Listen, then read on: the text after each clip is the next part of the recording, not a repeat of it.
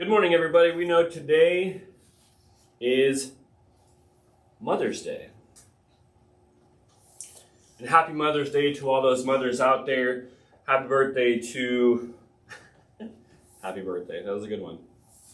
Happy Mother's Day to all those who we celebrated on the second Sunday of May. And we do it to honor our mothers. This is a holiday that's frequently celebrated with flowers, cards, presents, all given to mothers, and then people attending church with their mothers. The point is they're trying to have that quality time and be able to really honor and love on their mothers. Mind you, should kids do this every day? Absolutely. In my opinion, every day is Mother's Day, every day is Father's Day. Because it's not an easy job. I'm not saying I want to be celebrated every day, but I think every day we need to know that we need to honor our father and mother, and we need to share that love as Christ has called us to do as Christians. But let's kind of dig into further about Mother's Day. How did this holiday come about? More importantly, what do our mothers deserve from us? Not just on Mother's Day, but every day. First, let's go over a little history. So the history of Mother's Day in its origin started actually in 1907. A lady named Anna Jarvis of Philadelphia. She started the campaign to honor mothers 2 years after her own mother died. In 1910, West Virginia became the first state to recognize Mother's Day. A year later, nearly every state officially marked the day.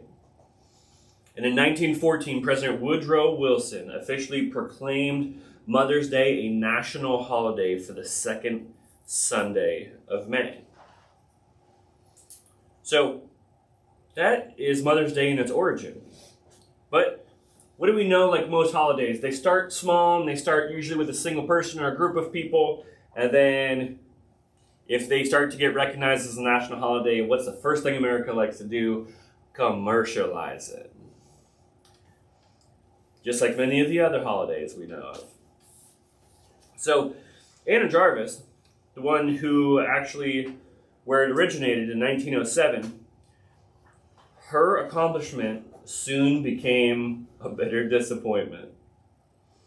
She became enraged by its commercialization, because that's not what she meant it for. She actually filed a lawsuit to stop a Mother's Day celebration in 1923. She was arrested for disturbing the peace at a War Mothers Convention where white carnations, her symbol for mothers, were being sold to raise money. Her complaint, I wanted it to be a day of sentiment, not profit. But what is the one thing that many people like to do, especially in this country, is we take the opportunity to gain profit from it, and we thrive on greed. Unfortunately. But it doesn't mean we have to have that heart when we are, celebrating Mother's Day for ourselves. It's not about gifts. It's not about what you're going to give your mother. It's not about that being the way you honor her. It's about loving your mother. It's about honoring them the way Christ wants us to honor our parents. It is about that quality time you get with your mother during today, and that love that she feels from you. So today, many mothers are happy to receive flowers, cards, gifts, etc. But mothers certainly deserve more than that, especially from a biblical perspective. So, what mothers deserve from a biblical perspective? I'll go through a list of them. Obedience, respect, affection, wisdom, righteousness, and care, to name a few. Let's start with obedience. Anyone who is a child knows, or at least hope they know, what obedience looked like for their parents. Some of us were better at that. Some of us were not. And we all know who we are. Let's be honest here. I was mixed. You call me a hybrid. So in Ephesians 6:1, it says, "Children, obey your parents in the Lord, for this is right." And again in Colossians 3:20, "Children, obey your parents in everything, because this is what's right in the Lord." And it pleases the Lord. As Solomon counseled his son in Proverbs 1:8, it says, "Hear, my son, your father's instruction, and forsake not your mother's teaching." We need to honor our mother by not forsaking what she is telling us. We need to learn from our mothers. Even Jesus obeyed his mother as he was growing up.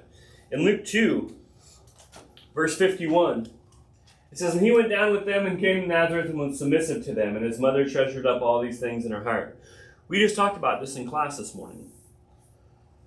It was amazing that during that time, he stayed in the temple when he was 12 years old, because they went up for the Feast of Passover, and it took his parents a day to recognize that he wasn't with them. And then when they come to the temple and they find him there after 3 days of searching, they said, "What are you doing here?" And he said, "Well, basically, I am here in the temple. I'm here doing my Father's work."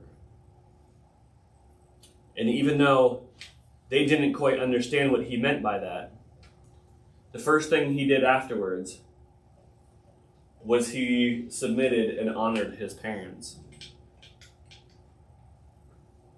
So he is a great example. The most perfect person that ever walked the earth still honored his mother and father. Of course, this pertains mostly during the period of, child raising. It gets a little different when your kids become adults. Because you may be an adult and, the obedient side of that isn't there, but still honoring your mother and father are most certainly still there. Do we give our mothers the obedience they deserve? Something to think about. The next one we'll go into is respect. Respect is a big one. We need to honor. In Ephesians 6:2,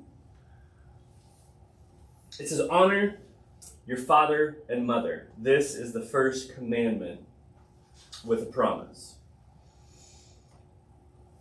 that it may be well with you and you may live long on the earth." And in Exodus 20:12, it says, "Honor your father and your mother, that your days may be long in the land that the Lord your God is giving you." We need to have that honor for our father and mother, and we need to know that we are being submissive to them. Solomon warned of grave consequences for those who curse their parents in Proverbs 20:20, which says, "If one curses his father or his mother, his lamp will be put out in utter darkness." The importance of having this respect for our parents is great. And I feel like, especially in today's world, there is so much that is being taught that we don't need to respect authority. We need to, do what we want and be, happy with what we want to do in our lives and not think about what anyone else has to say, including our parents. And I say, if your parents were raised with wisdom and they are raised with Christian values, then they should be what we seek to be as we get older. A Chinese proverb says, "Respect for one's parents is the highest duty of civil life." Common decency demands that we respect our parents, especially our mothers. Do we give our mothers the respect they deserve? I can tell you what, growing up, I respected both my parents. There's no doubt about that. I honored them in every way I can. But if there was one person that I was probably a little more fearful for when I came home and I knew I did something wrong, was for sure my father. Because my mom gave me that nurturing. She gave me that love. She was my confidant. She was that person I could go to that even when I was in trouble, she'd be like, it's okay, I understand. You shouldn't do that, but like, I've been there. Like the more nurturing side of it. Where my dad didn't see that side nearly as much as my mother did. So when I knew I was going to get in trouble, you better believe as a kid I went to my mom first. Did my mom always tell my dad? Yep. So I still got the brunt of both of those. But when you have that respect for your mother especially, and they are that person for you, you know you can go to them. Now, I'm not saying all mothers are like that. Maybe your dad is somebody that you can more so go to and you have more respect for in that situation. But normally, it is the mother who tends to give you that more nurturing response. The next one I want to talk about is affection. Elisha demonstrated the affection properly due to parents. In 1 Kings 19:20, it says, Then he left the oxen and ran after Elijah and said, Let me kiss my father and my mother, and then I will follow you. And he said to them, Go back again, for what have I done to you? So, we know in that story that he didn't want to just up and leave. His priority was to go back and kiss his father and mother because he loved them, he respected them, and he wanted that affection. And why not? When they gave us so much affection as children. And again, I'm sure there are, exceptions out there where maybe you didn't get a lot of affection from your mother. I can only speak for myself. My mother gave me a lot of affection. She would hug us and she would love on us and we would get kisses on our way out and, she'd run her fingers through our hair, which to this day, because of my mother doing that, is probably one of my most comforting things, is having nails ran through my hair. Because it brings you back to a sense of comfort from when you were younger. So that affection that you get not only helps show love, but it has these lasting effects into an adulthood. Such affection can be given in words, like, I love you, Mom. And hugs and gifts and anything that you feel like would show that affection towards your mother. So you have the question, do we give our mothers the affection they deserve? If not, why don't we? The next one we'll cover here is wisdom. In Proverbs 10:1, it says, the Proverbs of Solomon, a wise son makes a glad father, but a foolish son is a sorrow to his mother.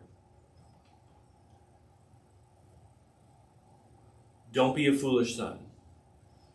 Don't be a foolish daughter. Because this brings your mother grief. And in Proverbs 17:25, it says, a foolish son is a grief to his father and bitterness to her who bore him. We don't want to disappoint our parents. Are we going to? Probably. At some point or another, as kids, we're still learning, we're growing up, we're testing the waters, we're starting to come into an adulthood, into teenage years, and we start to do all the things that we know we maybe shouldn't, but we're doing it because, well, it sounded fun. Well, for the very temporary moment. And then you find out that maybe you really disappointed the people that love you. And that hurts. Disappointment can hurt. Let's do our best not to be foolish. Let's do our best not to disappoint our parents, because they love us and they want the best for us. And if they brought you up in the right way, good morality, let's not disappoint them in those ways. Jesus increased in wisdom as he grew from childhood to adulthood. In Luke 2:52, it says, "And Jesus increased in wisdom and in stature and in favor with God and man." So, even Jesus, as he grew up from childhood to adulthood, he increased in his wisdom. What's interesting about where this was, too, for him, another thing that we talked about in our class, he was 12 years old when that story came out. Mm-hmm. And he says he grew from childhood to adulthood. Now, mind you, in the Jewish tradition, right around 13 is when you start becoming a man.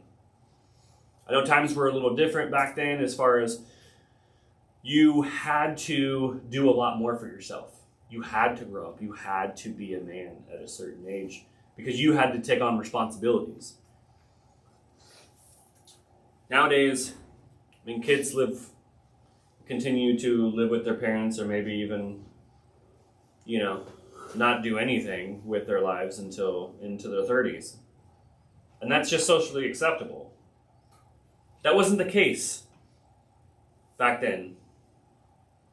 You were to become a man, and you grew in that wisdom, and then you went into adulthood, and you started taking care of yourself, and you started taking care of your family. And so having that wisdom from your parents was so important because they taught you so much of what you needed to know. Mothers worry enough for their children. We should not give them unnecessary grief. If there is something that you're trying to do in life and you're like, I don't think my parents are going to agree with this. I don't think my mom's going to like that. I don't think my dad's going to like that. Don't do it. Plain and simple. Don't do it. Much wisdom can come from the advice mothers themselves give us. Do we give our mothers the wisdom they deserve? Next one we're going to look at is righteousness. The righteous bring joy and gladness to their parents. In Proverbs 23:24-25, it says, "The father of the righteous will greatly rejoice. He who fathers a wise son will be glad in him. Let your father and mother be glad. Let her who bore you rejoice." If we are righteous, we're going to bring joy and gladness to our parents. We want our parents to be happy, right? When we go out into the world and we're like, all right, let's do these things. What can I do to bring honor and joy and love to my parents? Because as children, that's who we should be looking up to, right? That's who we should not be wanting to disappoint. So how do we go about bringing joy to them? More important than any other achievement is that of a righteous character. This is also about having integrity. Doing the right thing even when nobody is watching, because guess what? There's somebody always watching. God's watching. Are we doing the right thing even when we are by ourselves alone, where you don't think anybody else can see? We need to have that righteous character. And when our parents see that, they're going to see this strong, powerful, godly young man or woman. Nothing makes a mother prouder than to have a good, righteous son or daughter. Today, true righteousness comes through faithfully following Jesus. In Romans 3:21 through 22, it says, "But now the righteousness of God has been manifested apart from the law. Although the law and the prophets bear witness to it, the righteousness of God through faith in Jesus Christ for all who believe." The righteousness that we need to have comes through faithfully following Jesus and his word. Now, even if you're watching this and you don't fully believe in Jesus, or you're having a hard time going into any religious aspect or belief system, you don't know what to believe, know that the Bible is full of instructions for us that if we follow them, regardless of what you believe in, you will be a better person because of it. Because it shows love, it teaches kindness, it teaches that we need to serve one another, it teaches giving, it teaches righteousness, wisdom, obedience, respect, how to care.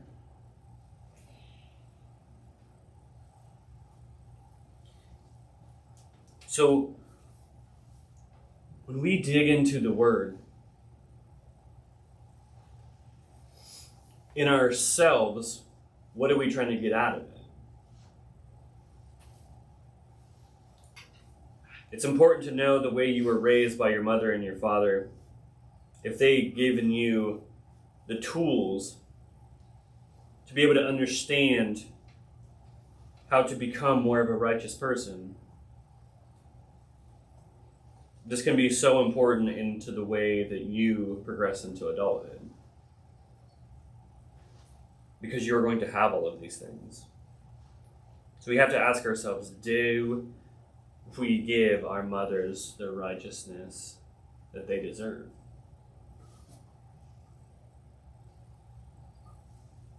And last but not least, let's go into care. Parents, especially widowed mothers, deserve our care. In 1 Timothy 5, verse 4, it says, "But if a widow has children or grandchildren, let them first learn to show godliness to their own household and to make some return to their parents, for this is pleasing in the sight of God." Verse 8, "But if anyone does not provide for his relatives, and especially for members of his household, he has denied the faith and is worse than an unbeliever." And verse 16, "If any believing woman has relatives who are widows, let her care for them. Let the church not be burdened, so that it may be care for those who are truly widows." We are to take care of our mothers. We are to take care of those who may be widowed, who have lost their husband, because that is our job. We are there to serve those. And in James 1:27, it says, "Religion that is pure and undefiled before God the Father is this, to visit orphans and widows in their affliction and to keep oneself unstained from the world." Are we serving our families? Are we serving our community? Are we serving the way that we have been told to care for orphans, to care for widows, to care for those in need of Christ? Indeed, children are to be their parents' social security. They deserve the best care we can afford to give them. Something to think about: when we're kids, they take care of us for at least 18 years. If we can't take care of them in their old age for at least that long, do we really respect and love them and honor them? Now, I'm not saying you need to take care of your parents for at least 18 years, otherwise, you don't get your full gratification of taking care of them for as long. Because let's be honest, some parents would probably be real difficult for less than a year. we all have one. It's not a hidden thing, and especially we work in the hospital, so you see a list of many different kinds of families out there, many different mothers, daughters, fathers, sons, you name it. But it can also be a great way to see how these people are caring for their loved ones. It can be such a beautiful experience. I'm not saying it wouldn't be difficult at times, but they deserve that care from us as children. Some may require professional and medical care, but we should not simply drop them off at nursing homes just for our convenience. That's a hard one. Because there are many ailments that people can go through in their old age, such as, dementia, Alzheimer's, or they start to get bedridden, and sometimes you feel as people, just in general, that is a convenience problem. Your parents should never be an inconvenience to you. Mothers, fathers, we should have enough love and care for them to be able to put our own wants aside so that we can care for them. Mind you, there's so many variables that come with some of these things. But in general, do we give our mothers the care they deserve? If we don't, please think about that. In conclusion, we may choose to give our mothers flowers, cards, gifts on Mother's Day, but every day they rightly deserve our obedience, respect, affection, wisdom, righteousness, and care. Are we practicing true piety and pure religion by giving our mothers what they deserve?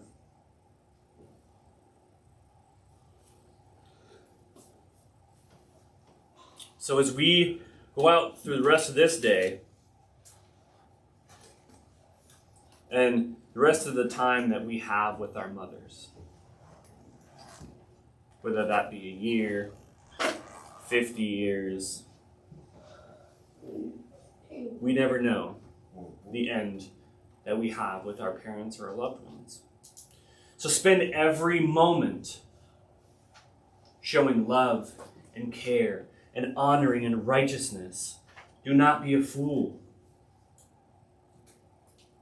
Because we never know when we may not see our mother again. Life is so precious, and time can be so limited. And it is the most valuable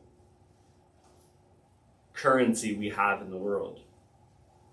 The time, memories, and moments spent with the people we love.